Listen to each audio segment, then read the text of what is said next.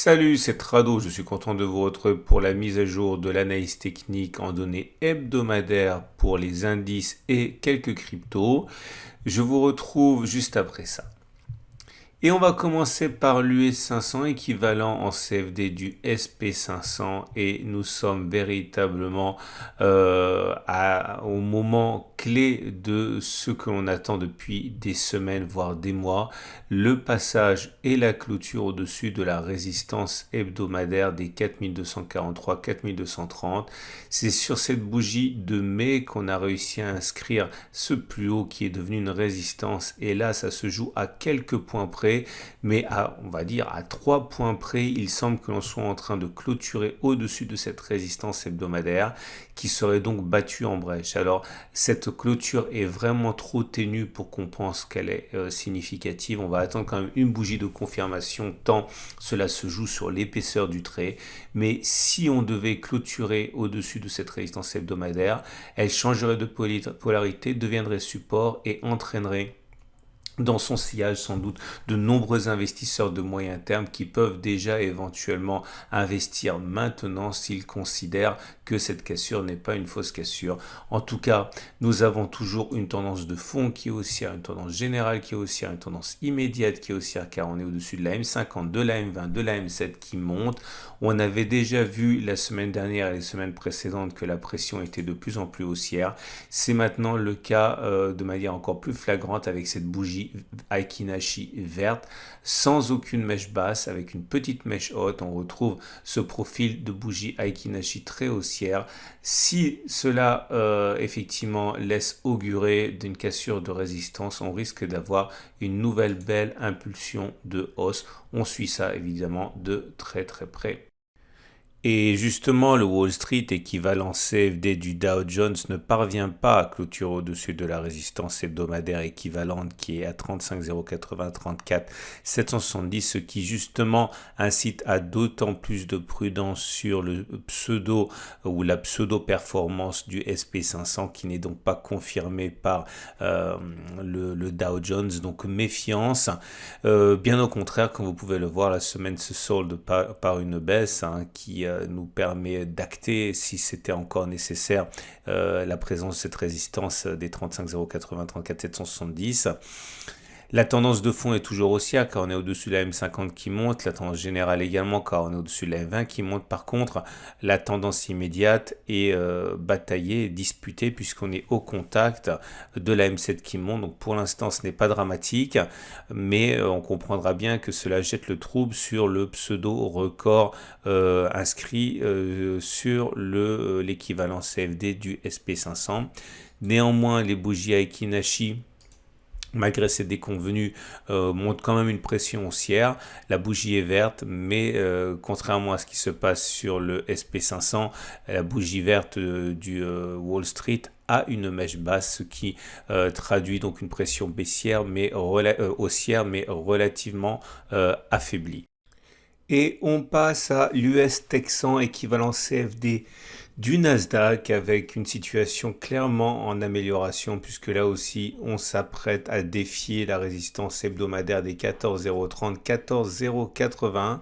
La tendance de fond est haussière, la tendance générale est haussière et la tendance immédiate est également haussière.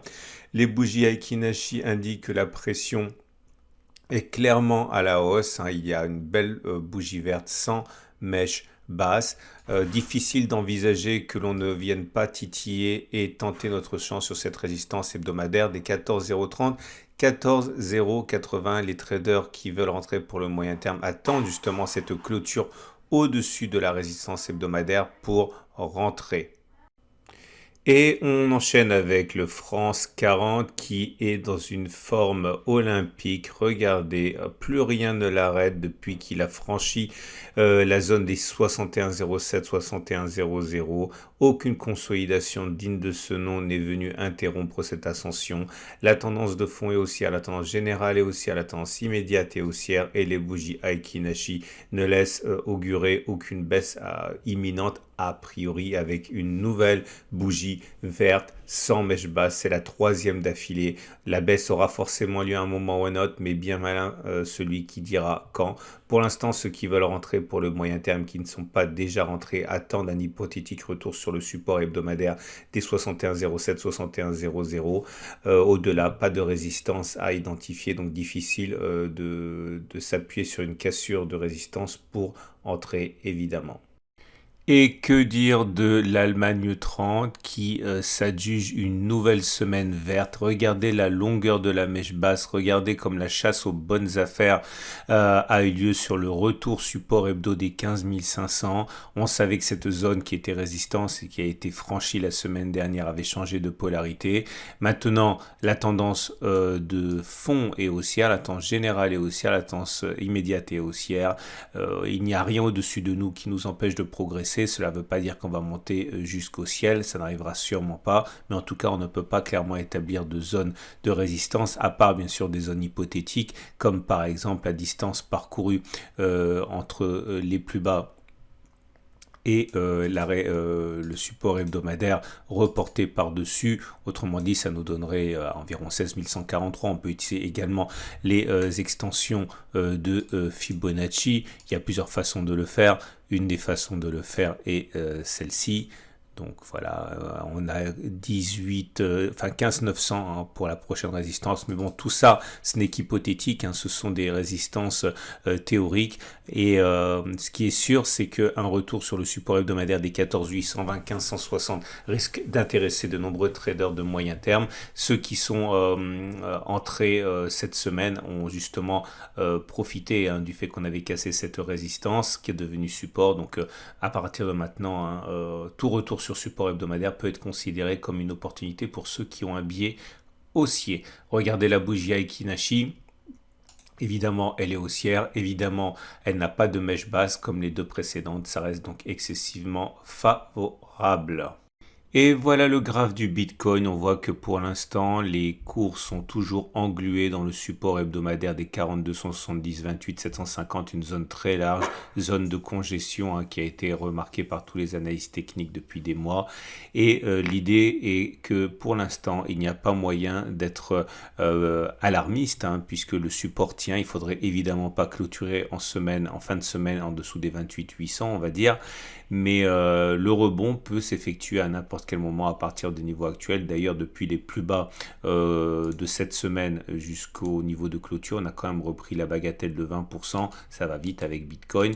La tendance de fond est haussière puisqu'on est au-dessus de la M50 qui monte. Par contre, la tendance générale est neutre avec la M20 qui est plate. Par contre, la tendance immédiate est baissière. On est en dessous de la M7 qui descend. Ceux qui veulent acheter Bitcoin pour le moyen terme achètent maintenant sans doute. Hein, et renforceront peut-être sur les 12 710, 9 850 ici.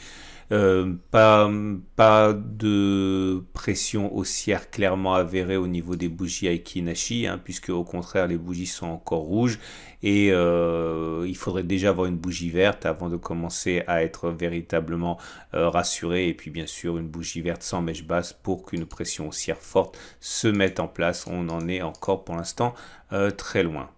Et on finit ce tour d'horizon avec l'Ethereum qui rebondit sur son support hebdomadaire des 2050-1300. Malheureusement, on perd encore du terrain par rapport à la semaine dernière, contrairement à Bitcoin qui a fait une belle semaine. Mais on ne revient pas tester pour autant le support hebdomadaire des 2050-1300 et encore moins le casser. C'est une zone sur laquelle les investisseurs de moyen terme ont sans doute envie de renforcer si on y va. Pour l'instant, la tendance de fond est haussière, la tendance générale est haussière, la tendance immédiate est plutôt neutre avec une M7 qui est plate. Un retour donc sur le support hebdomadaire des 2050-1300, un retour sur le 404-490 très hypothétique ou un franchissement des 3900-4366 sont à même de provoquer des afflux d'investisseurs de moyen terme. Voilà ce qu'on pouvait dire. On regarde les bougies Aiki Nashi pour terminer et évidemment avec la semaine qu'on vient de connaître, on ne peut pas s'attendre à une belle bougie. Elle est encore rouge, la pression est globalement baissière, même si la présence de mèches hautes et basses depuis 2 semaines montre que la pression baissière n'est pas très forte à présent. C'en est donc terminé de l'analyse de moyen terme. J'invite à retrouver lundi la préparation de la semaine de trading de court terme, donc pour les cryptos, pour les indices, pour l'euro-dollar. Je vous dis à lundi un peu avant le début de séance.